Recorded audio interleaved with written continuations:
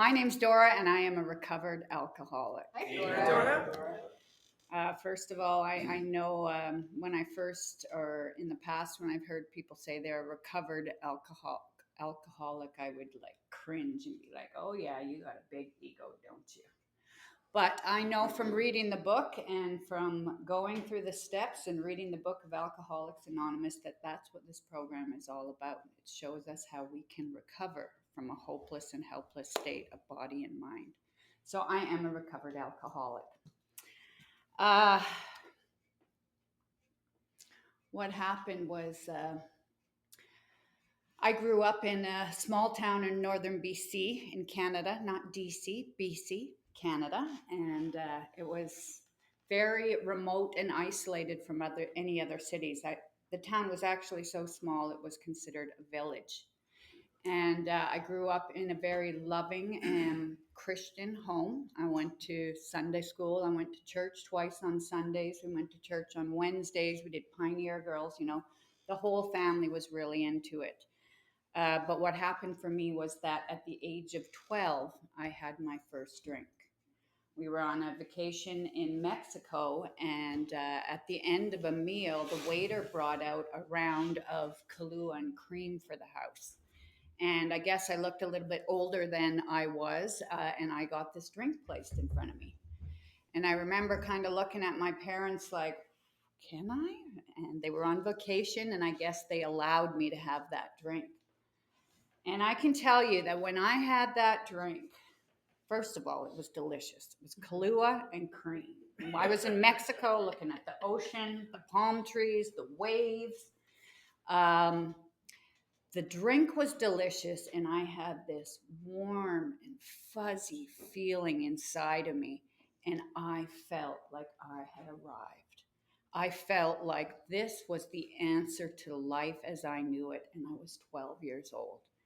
When I went back from that vacation to our little remote village in northern BC, that was the highlight of my vacation, that drink. And I couldn't wait to tell all my friends in Christian school about that drink that I had. And I couldn't wait to experience it again. My life spiraled out of control really quickly after that first drink. I ended up getting taken out of the Christian school and getting put into the only high school in that town. And within the first week of me getting put into that high school, I was suspended for drinking on the property. When I was 14, I ended up stealing my parents' car while they were on vacation and rolled it and totaled it. There was no coming back from that. I'd been running away, I'd been sneaking out, and I wanted more of that party life. I didn't want the rules, I didn't want the regulations. I wanted to drink, I wanted to party, and I could not live under these strict rules in this household. So I chased the party. My dad ended up getting a transfer from that little village. He'd been trying to get a transfer with his job for many years, and when I was 15, he got a transfer to a city that was 1,000 miles away. He left with my whole family, and I hid out, and I didn't want to be found. So my family left, and I've been living on my own since I was 15 years old. At first, I thought it was wonderful. I thought, great, I've got nobody looking over my shoulder. I can do what I want, when I want, with who I want. I can drink, I can smoke, I can do whatever I want. Nobody's going to tell me any different. But unfortunately, there's a lot of consequences that come with that when you're living on your own at 15 years old and you don't know what the world's like. And that was the case for me. For the next 25 years, I pursued drugs and alcohol, and I had several very abusive and toxic relationships. I turned my back on God, the God that I grew up with, the God that I understood, the God that I heard about in church, and I pursued the drugs and alcohol. I was very aware of my decisions from a young age, that when things were going bad against me through the abuse I ended up enduring, that it was because of the decisions I had made. And I felt that I had made these adult decisions that separated me from my family of origin, and that these consequences were things I had to live with. I made my bed, I had to lay in it. I stopped believing in God and I started believing in karma. It's funny because that word came to me the other day, and I was like, I haven't thought about karma in years, but I started believing in this karma. I'm getting what I deserve. I felt I was being punished. I felt that I didn't deserve any better, and these relationships that I kept attracting were because of the choices that I had made. So what happened was for 25 years, I continued on drinking and drugging, and in the last 10 years of my drinking career, I drank every single day. Every single day, I needed these maintenance drinks to keep the anxiety at bay. Uh, by the time the weekends would come around, I'd go on a binge. I'd go on a bender that would last for 3 days without eating, without sleeping. And I didn't know when I started picking up that drink if it was going to be 3 days or 4 days or 5 days. I never had a drink in my life. Never. I vividly remember one night going to bed. I had some pasta at home and I had a bottle of wine because that was the classy choice, when I'm not drinking, but wine's okay during midweek. And I had a glass of wine. I had 2 glasses of wine. I got myself into bed. I had to work the next morning. I remember being all set in bed, lights out, and just thinking, that wine's going to go to waste.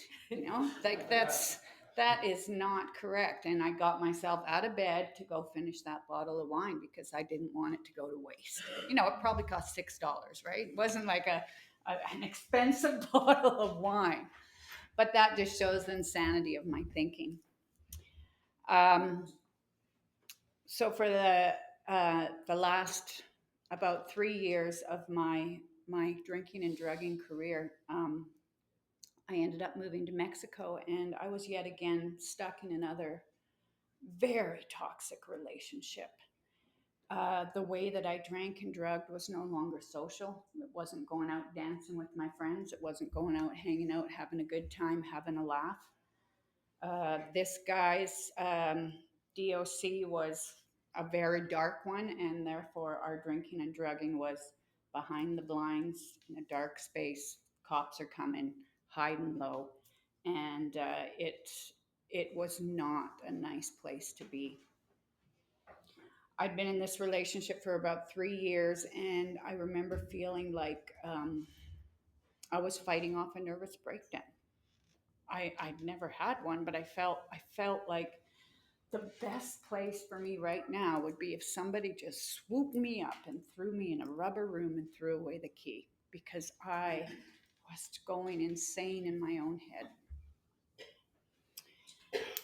I'd even suggested to this guy, how about we try and stop drinking, which was not something I wanted to do. I love drinking. For me to even suggest it was bizarre, but I'd gotten so desperate and realized that when we had a sober breath, we were okay. And so I suggested quitting and drinking. I suggested to quit drinking. Right before I came into recovery, I was locked in this house with this guy, and we'd been up for about 3 days. And I remember very vividly that I became aware of my hopelessness and the state that I was in. I I remember thinking to myself, no wonder this guy won't treat me any different. No wonder he won't treat me how I should. I can't even do that for myself. I'm not even loving and respecting myself. I don't even have enough of a backbone to walk out of this relationship that's going to kill me. What's wrong with me? And I remember this thought coming to my head: to thine own self be true. I'd been up for 3 days and I was thinking, where does that come from? But that is what my problem is. I can't even be true to myself. No wonder nobody else will be.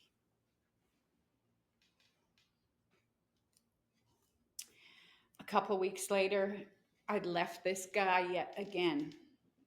And the difference is that when I left him this time, I walked out about 3 a.m, checked myself into a hotel room with a carry-on suitcase and my little dog.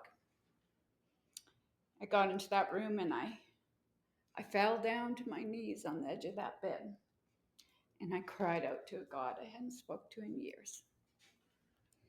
I asked God, please help me get away from this man and help me to find a way to recover my life. This isn't what I wanted for myself. The next morning I woke up and I knew I had to do something different. I realized that I was in this situation yet again. I was 44 years old and I was starting my life over from scratch again. It's okay. The tears are good. That makes it real, right? I, uh, I knew something had to change, and I had a beer in hand. I blocked this guy from my phone. I had a beer in hand, and I realized maybe if I quit drinking for a month, my life would get back to normal. I had been drinking for 10 years daily. I hadn't gone for a month. I hadn't gone for a day without a drink in my hand. And this thought occurred that I needed to break this cycle I was in. Maybe if I quit drinking for a month, I could get my life back together. That was the last beer I ever had. I checked myself into another hotel room in Mexico that was closer and more central to a downtown area that I could walk around and get around more freely. And I called these two women that were currently in active addiction and active drinking, but I knew at one point in their lives they had been to AA, and I knew that they had sobriety. And I had no idea how I was going to stay sober, but that was my plan, was to get sober for a month. So I called these two women and I said, hey, I left this guy.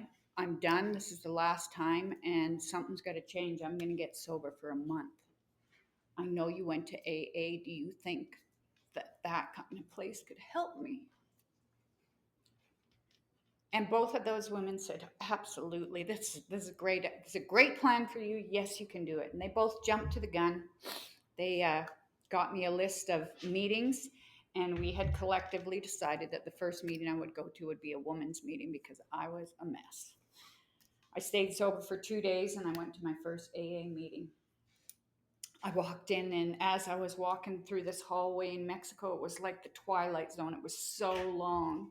And there was a sign above that doorway that said, this is the first step we all took. And it was like just getting over that threshold, right?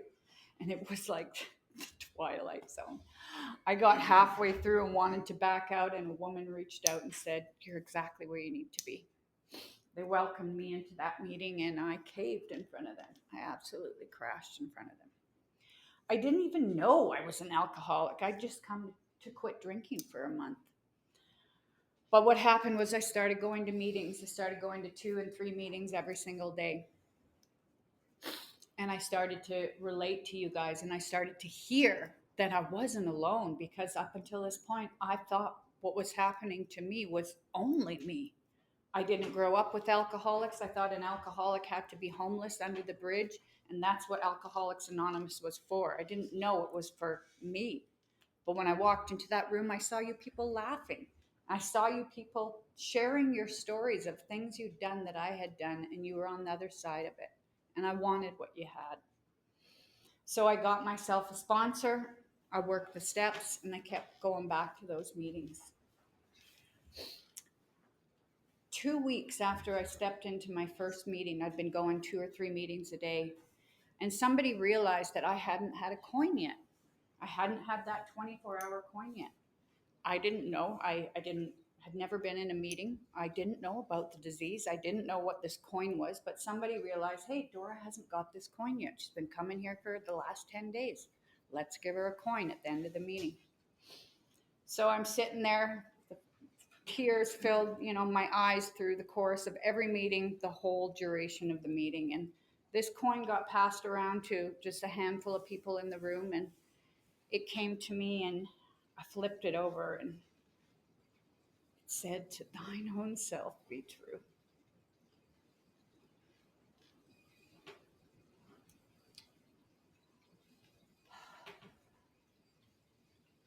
I didn't know what this was, but I knew that there was hope in this room. I didn't know how that saying got on the back of that coin when just a few weeks before I was at my lowest point. I was at my lowest point of hopelessness, of knowing that I was stuck and if something didn't change, I was going to die. And here I am in a room with a coin and it says, "To thine own self be true." I wondered if you guys have been following me, who was spying on me. How the hell did this coin get this stamp on it that had been passed around for years and years and years and years to many and many, many alcoholics like me? I didn't know what it meant, but it was a sign. And for me, it was a sign that I was in the right place. And in this place, there was hope. I came into Alcoholics Anonymous because I had a drinking problem. And after 30 years of drinking and drugging, the obsession was completely removed from me after 3 months. I'm still absolutely amazed after 30 years that the obsession was gone. That means I wasn't reaching for it. It wasn't my go to when life got hard. It wasn't my go to when shit had hit the fan. It wasn't my solution anymore. Um, I came here because I had a drinking problem, but what I found was a program and a design for living, and that's in the 12 steps. I uh, I never had a design for living before. I never had a roadmap. I was just putting out fires and just going from one chaos to the next, never looking back. And I got here. I found a program of recovery. I got a sponsor. I worked the steps, and I have I have a plan for my life. But not only did I learn how to not drink and how to live life sober, but I also came back to that God I lost. I also came back to that higher power that I had left behind when I was a child. And although the first few years of my recovery, my picker was still off, I still attracted some not good people, even in recovery. My picker was completely broken. But about a year ago, I met somebody really special in this program. He's works the program. He was clean and sober, and his background was a lot like mine. He grew up in a same similar setting, you know, with this religion. We were both black sheep in our family, and when him and I got together, I was done looking. I was so sick and tired of men and relationships, and I was happy with where I was at life, you know. I was making money, I had a good job, I had a car, I had a grandbaby, I had lots to keep me busy, you know, and I wasn't ready for another relationship. So when he asked me, "What do you want in a relationship?" I said, "Nothing. I'm not looking. If God wants me to have another relationship, He's going to have to throw that man right in my lap because I'm done looking." Well, my God's got a funny sense of humor because we just celebrated our 1 year anniversary in January. We went back to Mexico.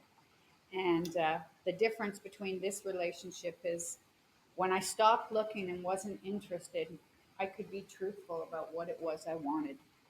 I I always knew what I didn't want, but I never knew what I wanted. And with this man, what we wanted and what I wanted was a spiritual connection. I knew that if I wanted to have a successful relationship, which is what I always wanted, I'd have to do different things. I'd have to do things different than I'd ever done them before.